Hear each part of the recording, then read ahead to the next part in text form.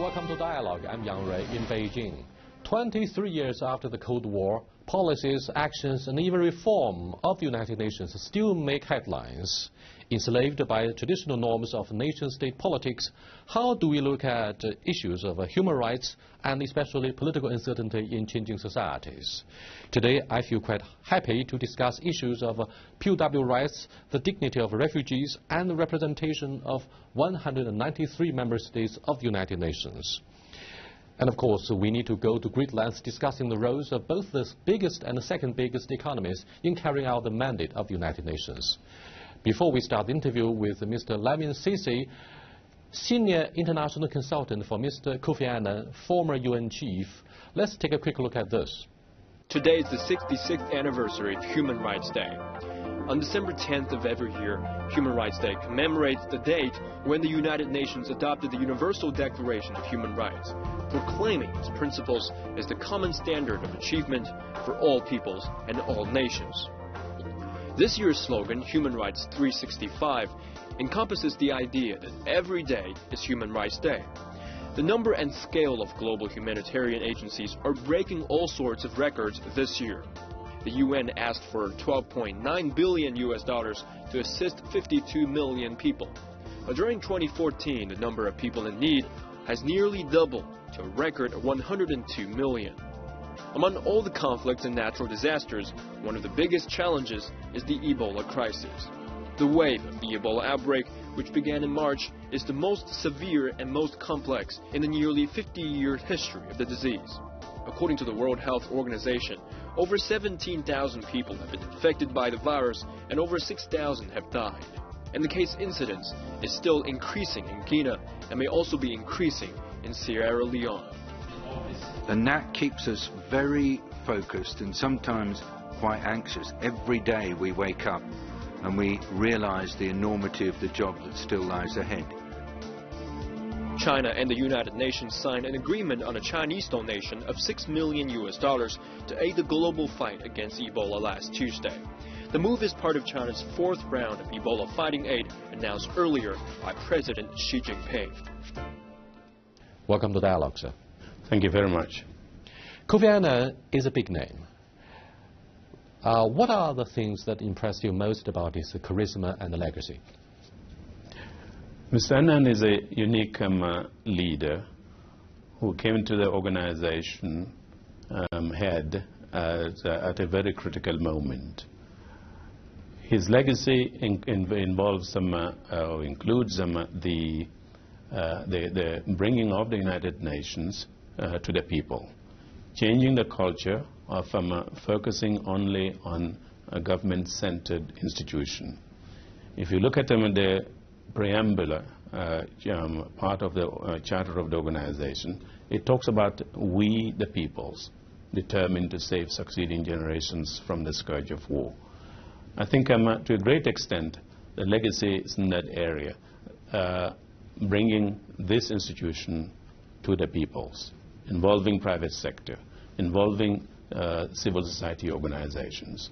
And that, to a great extent, would be his legacy of getting the organization out and bringing it to the people, making it meaningful. When Kofi Annan said human rights know no boundaries, it means it could be universally accepted no matter what, regardless of the national conditions. Now, what do you think of the issue of human rights, which is of course, one major aspect of Kofi Annan's legacy? Human rights is at the center of the United Nations. It has to be. It's difficult to imagine a system, any system around, that ignores the centrality of human rights in our own existence as human beings, not just the institution of the UN. But what's your definition of human rights? The right to be free, the rights that are spelled out in the Universal Declaration of Human Rights. There are standards that societies must really strive to attain.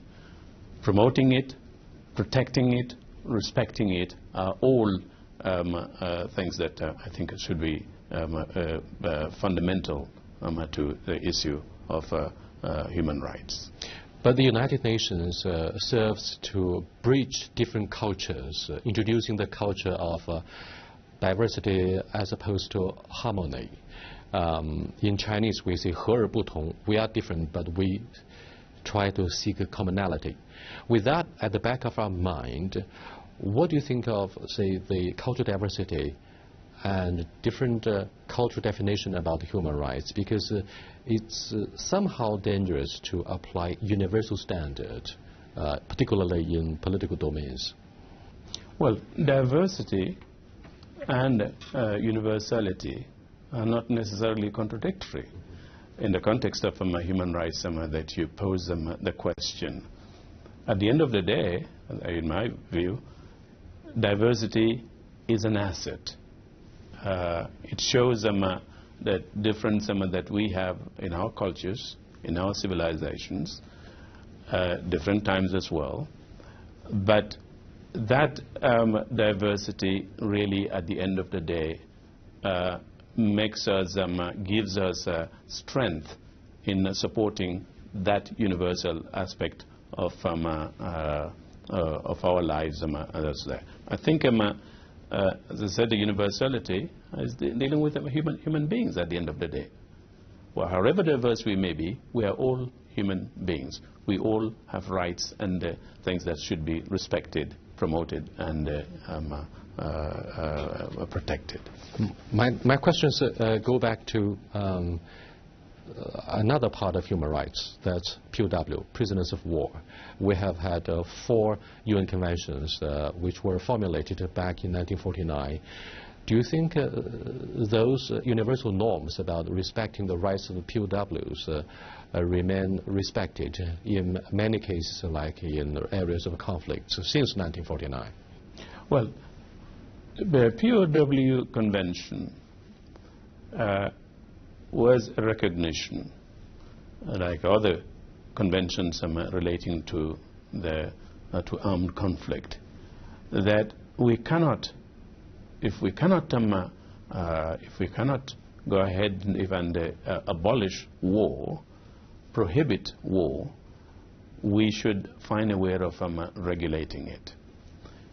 The 4 conventions I talked about, the 1949 4 Geneva Conventions, the first one dealing with armed conflict on land, the second dealing with armed conflict at sea, and the third one that you referred to, the Prisoners of War Convention, and the 4th one on the Civilians Convention, was really to regulate armed conflict, to find a way of reducing suffering, reducing devastation, and those crimes also that were really committed during the Second World War, that we addressed these issues under the general rubric of the conventions.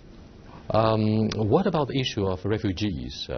Millions of them have been left homeless internally and externally due to one regional conflict after another, and also some of them were triggered by ethnic conflicts and religious disputes. Again, many of these issues that came up during the Second World War, we did see refugees streaming across borders. So what about the 4 Middle East wars and Iran-Iraq war, Iraqi refugees in Afghanistan? All that. In 2001? There is a Refugees Convention, 1951, that deals with the status of refugees, protection of these. Again, here we are. There is a situation that we cannot stop. You cannot abolish it. You must regulate it. You must protect these individuals. And that's where these rules have emerged. And as I said, the Second World War gave rise to many of these rules that have become very central in international law. There is a Refugees Convention protecting them. fine, it started from that period, but it covers all these subsequent refugee situations that you talked about. And part of the catch-22 situation between Israelis and Palestinians in the Middle East, I'm afraid, is the return of thousands upon thousands of Palestinian refugees to where they lived, to where their fathers and grandfathers lived in the Middle East, plus the future of Jerusalem and the 1967 border control. Well, do you foresee any solution to the dilemma here? Do I foresee a solution? I'm hoping for a solution in the area. What is happening now, clearly, is making the challenge even more difficult for that to happen. Refugees do have right of return. Are we talking about that happening in the area? Is there a possibility of that succeeding? I'm hopeful that a way is found to address the refugee situation. Clearly,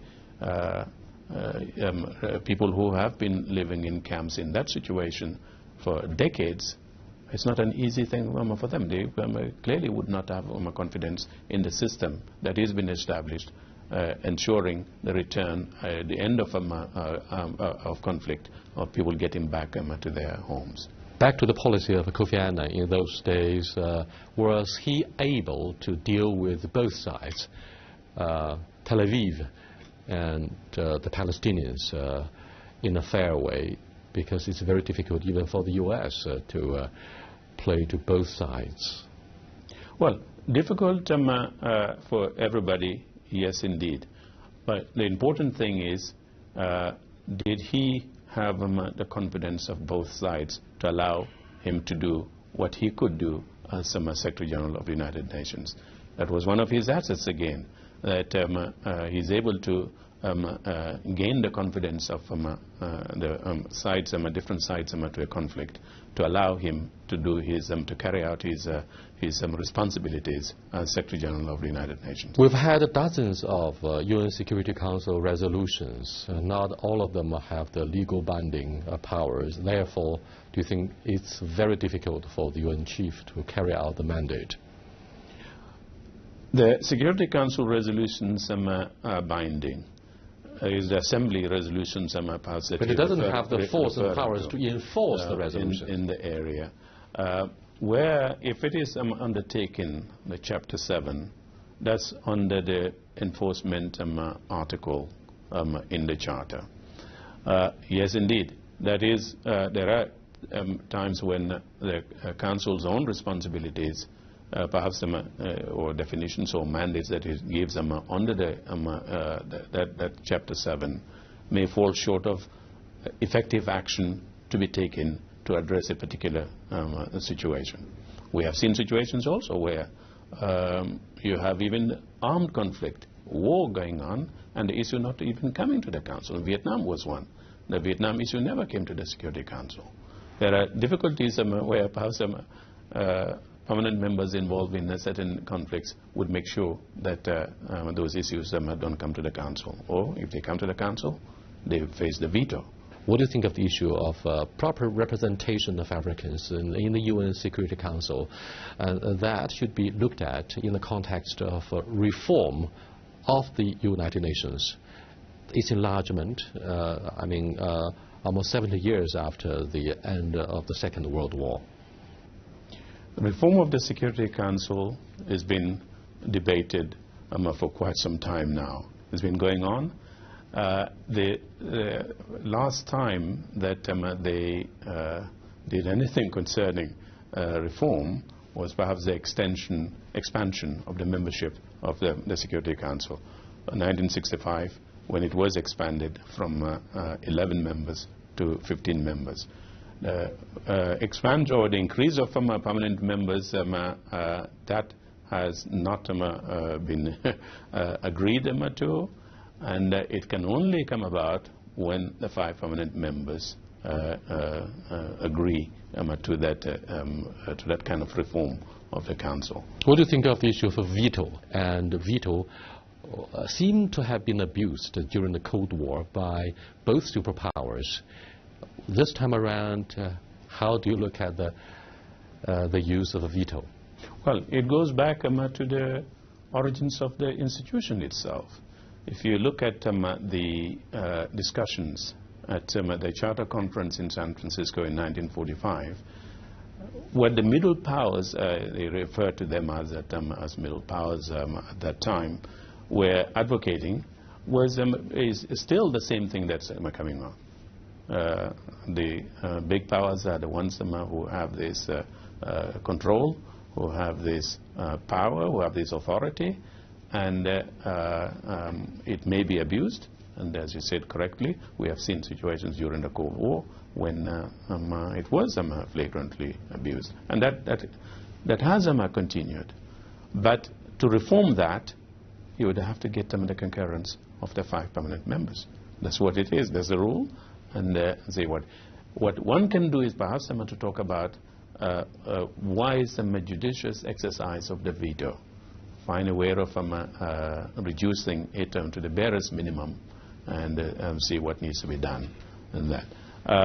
The 53 African members of the African Union that you talked about, the only expansion, as I said, or the effect of that increase in the African membership was the 1965 expansion of the Security Council from 11 to 15 members. All right, thank you very much. We have to leave you there for the moment. You are watching Dialogue with Mr. Lamin Sisi, Senior International Consultant and Advisor to Mr. Kofi Annan, former Secretary General of the United Nations. We'll be back in a short while. Please stay with us. Welcome back. Thank you.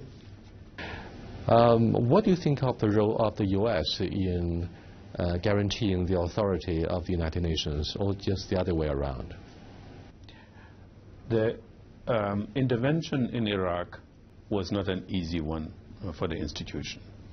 You heard the remarks of the Secretary General at that time during the debate that it would have been better for those who were planning on entering or intervening in Iraq to obtain the concurrence of the Security Council, endorsement of the Security Council. When they realized that this was not going to happen, they clearly thought that they need to do it unilaterally. We have seen the consequences of such unilateral action. We have seen how this has happened. Now,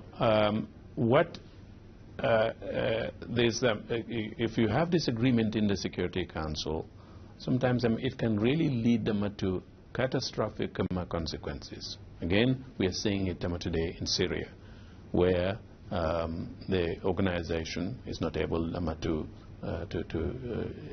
intervene effectively to stop a devastating civil war. Hundreds of thousands of people killed, 200,000, and half of the population completely deracinated, internally displaced people all over the country, Syria, and outside in the neighboring countries, you have millions of refugees in camps in the neighboring countries, Lebanon, Jordan, and Turkey. Without any action from the Council, you're going to get that. How did that happen? You look at it. They were unanimous. They agreed to allow your intervention in Libya. How that turned out was what probably affected the situation in Syria. You recall that the Libya situation, when Colonel Gaddafi threatened to attack the civilian population in Benghazi, and talked about canals of blood flowing in Benghazi. He was taken seriously about that this was going to happen. Some of the Europeans accuse China of practicing new colonialism, but China says, hey, wait a minute, we've been sparing no efforts in constructing infrastructure to benefit the local well-being, instead of likening it to the previous Western colonialism, very simple cutting of the borders leading to tribal rivalry that's been going on and on for decades. What do you think of the impact of China's growing presence, economic and political perhaps, in Africa? Well, if we live in Africa for centuries, 300-400 years under colonialism, under colonial rule, clearly we should recognize colonialism when we see it. The issue of what China is doing in the area, whether or not this is neo-colonialism or not, I think it's an issue for the continent really to decide what they're going to do. Are they going to strengthen their own side to be able to negotiate trade agreements, to be able to negotiate investment arrangements? If they are able to do that, I mean, it's for them to do that, I mean, to develop that system. I think it would have to be distinguished from a colonial thing. In the first place, those who are screaming, we've been there for 400 years and nothing happens, and now these guys are negotiating with a partner to carry out projects. It's for them to really negotiate effectively with the Chinese. Well, the Africans will do that with the Chinese, not that. I don't think China is going there to say we're going to administer the countries. No. They're going there that if China wants the resources, the primary resources, the commodities from this area, let the Africans negotiate with that. Let them establish their terms and conditions for selling whatever they're going to do. That is not colonialism, in my view. African countries north of sub-Saharan region or south of that line of the sub-region mostly are developing countries, and they face much the same challenge of maintaining law and order during the transformation, economic and social alike. But I'm talking about the risks we need to take into consideration when Chinese investment is about to go abroad. How shall we assess the local political risks without being singled out as a scapegoat in their partisan wrangling? Well, as I said, I think it would have been, what is important is the power of the African countries to be able to sit and tell the Chinese what their conditions are. You have the power now to negotiate, which was not a colonial. I'm making a distinction between a colonial ruler and a partner coming, perhaps with conditions that end up not being what we wanted. But do you have the opportunity to ask or to say, look, these are the conditions that we want for our partnership. These are the conditions that we should labor. These are the this is the percentage that we think of labor, local labor that should be hired by an investor in the area. At least that power is there to negotiate with China to change what is causing difficulties, rather than a colonial power that comes in and then is only telling you what they want. The last question is very much about where you come from. You come from West Africa, where we saw the outbreak of Ebola. China sent over 300 medical workers there to help assist with the rescue relief campaign. Now, what's the progress? So, tell us more about the development there. I believe the reaction is picking up very much to try to see whether or not more treatment centers could be established in the three hardest hit countries: Guinea, Sierra Leone, and Liberia.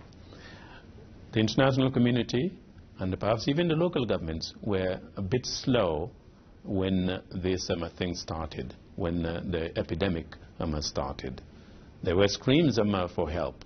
Médecins Sans Frontières with MSF has been asking for help, that they are going to be overwhelmed, by the magnitude of it's somewhat stabilized, as I understand it today, as of today, in Sierra Leone and in Liberia and Guinea.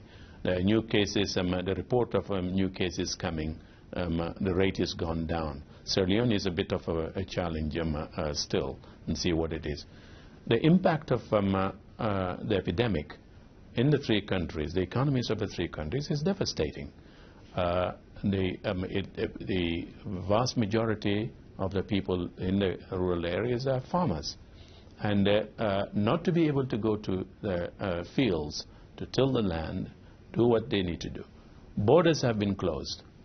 That has had a negative effect on trade as well. So all these things are really going on. In some areas, even schools have been closed. The impact on the economies of the three countries is really going to be massive. One would have to wait and see at the end of the day what, in terms of statistics, this devastation really has been. Obviously, China needs to do more to help with our African brothers and sisters. Thank you for being with us on this edition of Dialogue. I really appreciate it. Thanks. Thank you very much.